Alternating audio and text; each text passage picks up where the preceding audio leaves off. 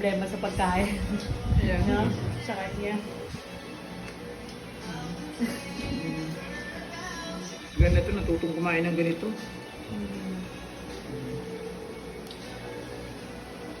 Tinitignan ka niya. Eh, naman yan, sayote with malunggay.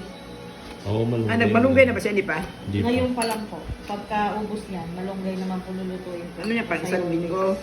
Hindi po, pag 2 araw po niya yung niluluto po. Eh, pag 3. Kasi kahapon, ngayon, tsaka bukas. Masarap din po, kuya. Meron? Sige, mamaya.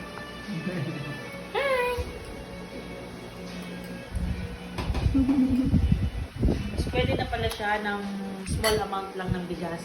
Ihalo din sa malunggay sa sayote. Small amount lang ng bigas.